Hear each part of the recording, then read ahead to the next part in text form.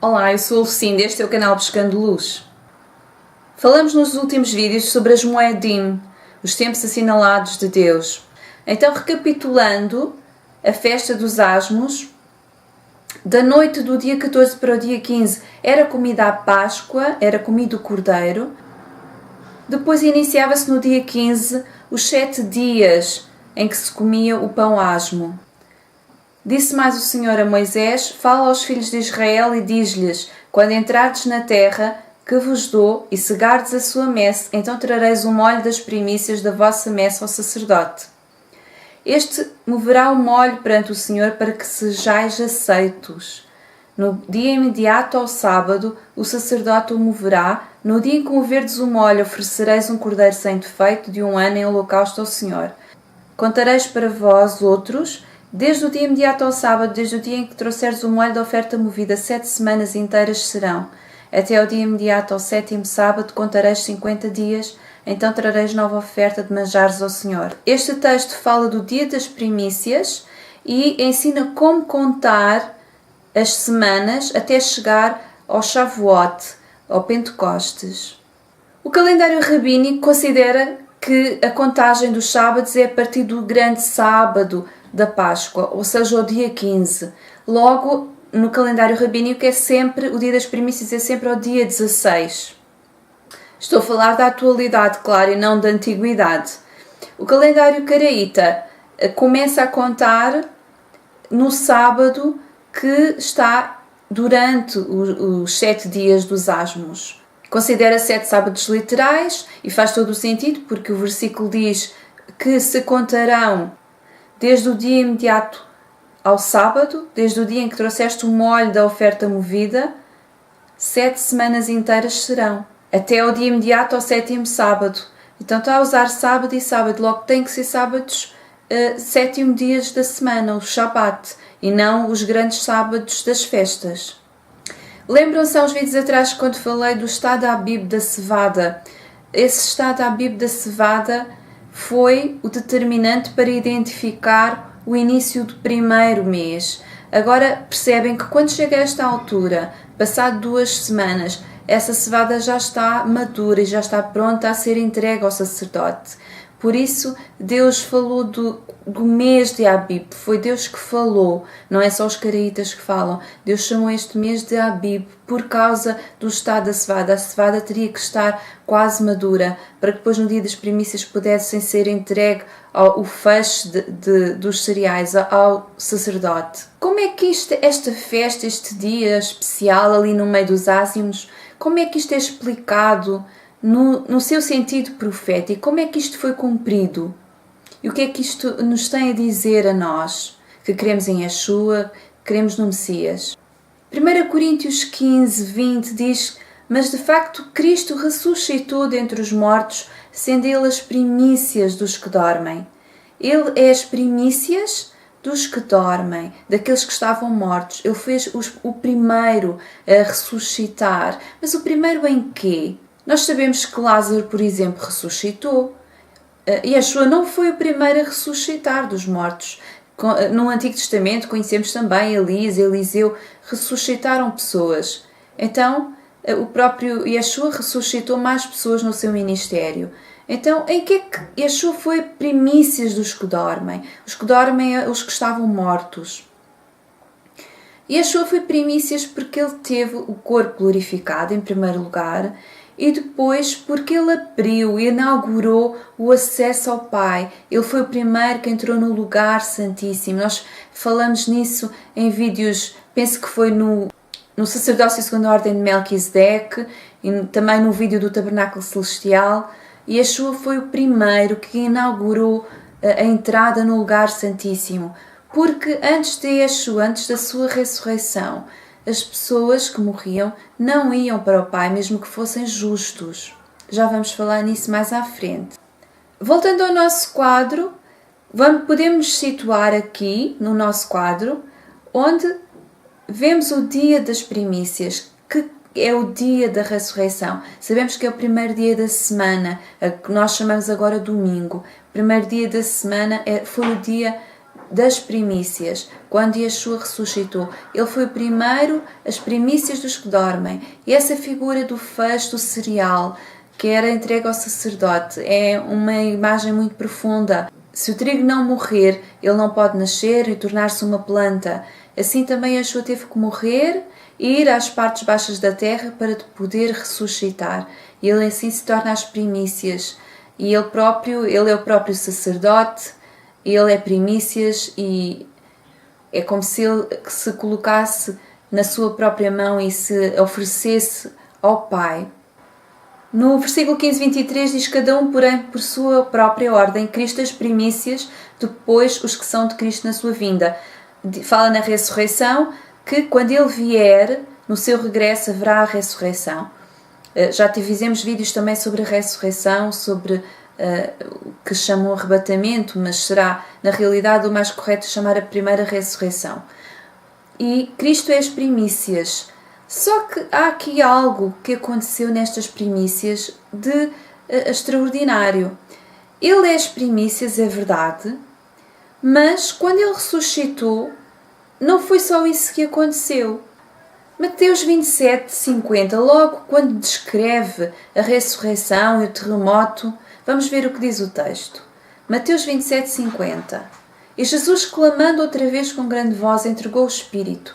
Eis que o véu do santuário se rasgou em duas partes, de alto a baixo, tremeu a terra, fenderam-se as rochas, abriram-se os sepulcros, muitos corpos de santos que dormiam ressuscitaram.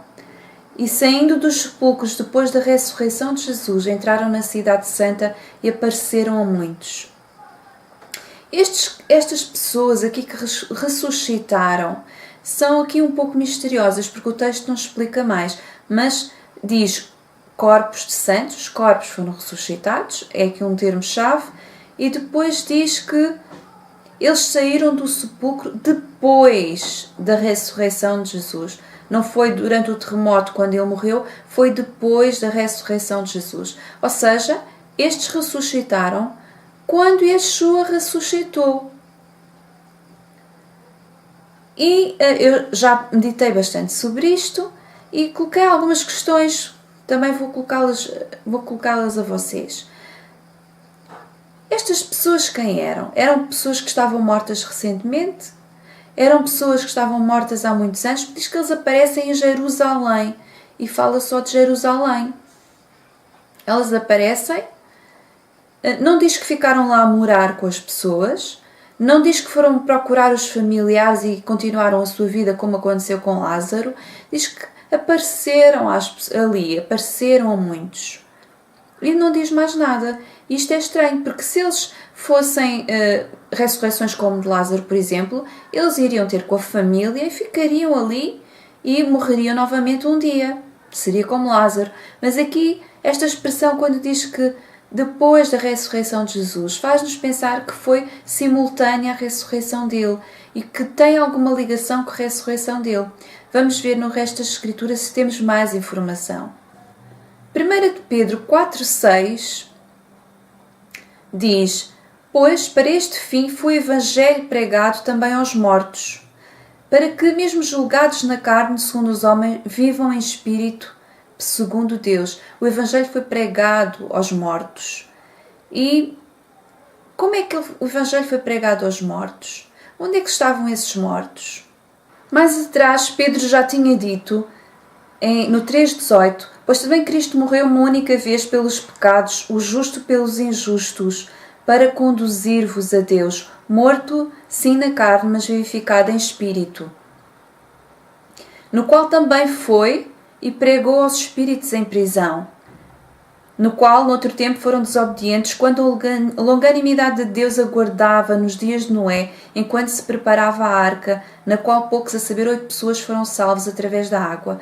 Está a falar aqui de espíritos em prisão, e que Yeshua foi em espírito pregar a outras pessoas que estavam mortas. Surge aqui a questão em relação à vida após a morte. Onde é que estão os espíritos desencarnados? As pessoas, onde é que elas estão quando morrem? Existem diferenças de opinião em relação a este tema, mas Aqueles que defendem que a pessoa dorme após a morte e que não está na presença de Deus ainda, são aqueles que se baseiam apenas em versículos do Antigo Testamento. Provavelmente é o que os judeus pensarão também, porque o Antigo Testamento é isso que nos mostra. E porquê que nos mostra isso? Porque realmente até Yeshua vir, até este ponto em que Yeshua morreu e desceu às partes baixas da terra, em espírito foi pregar a estes que estavam mortos, até aí realmente era usada esta expressão e os mortos não estavam na presença de Deus. A certa altura, Yeshua, quando debatia com os saduceus não criam na ressurreição, ele disse-lhes: Deus não é Deus de mortos, mas sim de vivos. E no versículo 26, diz: quanto à ressurreição dos mortos, não tendes lido no livro de Moisés, no trecho referente à sarça, como Deus lhe falou: eu sou o Deus de Abraão, o Deus de Isaque e o Deus de Jacó. E Deus é Deus de vivos e não de mortos. E Yeshua estava-lhes a dizer que eles não tinham desaparecido, eles estavam em algum lugar e que haveria sim ressurreição. Agora, onde é que eles estavam? Em Lucas 16 conta a história de um homem rico e de um mendigo chamado Lázaro. E fala num lugar para onde foi Lázaro que chama Seio de Abraão. E o homem rico estava no Hades, que é traduzido normalmente por inferno. E ali, na parábola, eles falavam um com o outro e Yeshua queria transmitir uma mensagem. E então referiu-se a estes lugares. Mas estes lugares eram lugares que existiam, por isso é que ele estava a usar. Ele não iria inventar. O facto de ser uma parábola não significa que estes lugares não existiam. E Yeshua estava-nos a ensinar sobre estes lugares. Provavelmente os seus ouvintes sabiam do que ele estava a falar. E havia este tal Seio de Abraão. E porquê que era Seio de Abraão? Porque provavelmente era o lugar onde estava Abraão e todos os patriarcas, onde eles dormiam, a expressão que eles costumavam usar, onde eles dormiam, mas que estavam vivos. Aqui até eles aparecem como estando conscientes e podendo pensar e falar, e provavelmente até será assim, não sabemos como é que era, não é?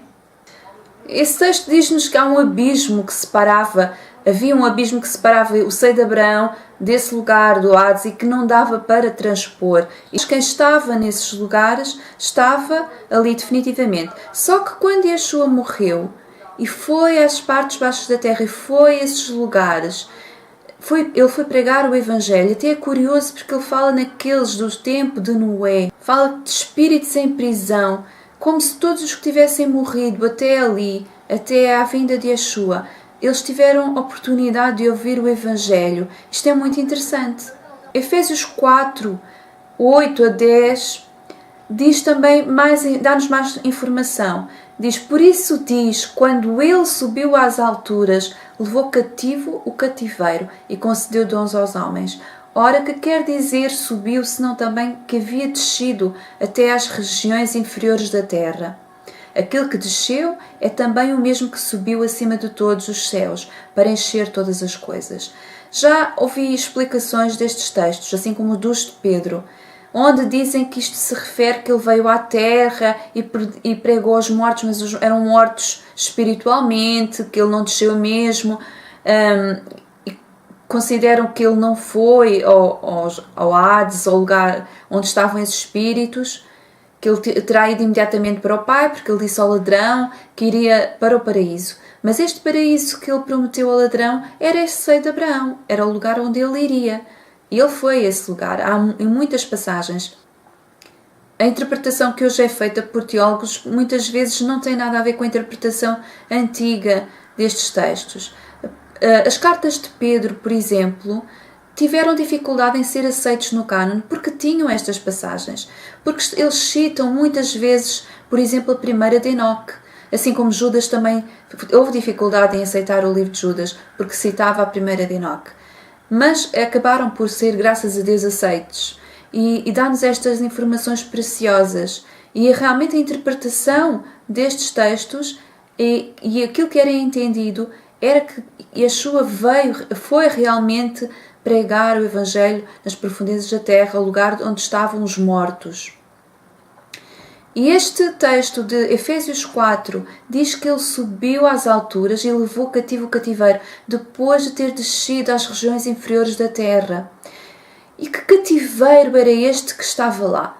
Eram os tais espíritos que estavam lá, os espíritos dos mortos que estavam lá. Ele desceu, pregou o Evangelho, as boas novas, e levou para as alturas cativo o cativeiro. Então, na ressurreição de Yeshua, não só ele ressuscita, mas ele leva um punhado, um feixe, ele leva um feixe de primícias perante o Pai. E diz que ele subiu acima de todos os céus. Aqui este texto não nos deixa dúvidas. Ele subiu acima de todos os céus e levou esse cativeiro, esses cativos, levou-os consigo. Eles eram cativos porque estavam nesse lugar, à espera que viesse Yeshua. Diz lá em Hebreus, naqueles heróis da fé, que eles aguardavam por essa cidade excelente. Eles estavam à espera. E assim Yeshua entrou no lugar celestial, não só ele somente, mas com todos os patriarcas. Vejam que multidão ele levou, todos aqueles que aguardavam a sua vinda. Ele levou uma grande multidão, levou o Israel de Deus, que não estava morto, que estava vivo, como ele tinha dito. Ele levou esse Israel de Deus para a presença do Pai. E deste modo Abraão, Isaac, Jacó, todos aqueles israelitas, eles estão na presença de Deus neste momento, porque Yeshua os levou como primícias para o Pai. E este é o significado do dia das primícias. Em Apocalipse fala dos mortos que estão a ser mortos por causa da palavra de Deus, e eles estão lá debaixo do altar e estão à espera. E eu creio que eles se juntaram àqueles que já estavam lá, que Yeshua já tinha levado para lá, e todos estão lá. Em Hebreus fala da universal assembleia dos espíritos dos justos aperfeiçoados. É uma passagem maravilhosa. Em Filipenses, Paulo diz que para mim, portanto, o viver é Cristo e o morrer é lucro. Entretanto, se o viver na carne traz fruto para o meu trabalho, já não sei o que é de escolher. Ora, de um e outro lado estou constrangido, tendo o desejo de partir e estar com Cristo, o que é incomparavelmente melhor, mas por vossa causa é mais necessário permanecer na carne. Paulo estava a falar da sua partida, da sua morte. Quando ele morresse, ele iria estar com Cristo. Ele não iria ficar a dormir num lugar à espera da ressurreição, mas ele dizia partir e estar com Cristo. E Paulo também fala desta oposição entre viver na carne e estar com Cristo. Como o estar com Cristo não é viver na carne, ele seria desencarnado. Preferia ser revestido e não despido, no sentido de que ele preferia estar vivo quando Yeshua viesse, não é? E ter o corpo glorificado e não ter que passar pela morte, não ser despido da carne. Mas ele aqui em Filipenses diz que estar na carne significa estar separado de Cristo, e quando ele já não estivesse na carne, ia estar com Cristo, dizendo então que a partir da ressurreição de Yeshua, cada pessoa que morre está com Cristo, está na presença do Pai automaticamente.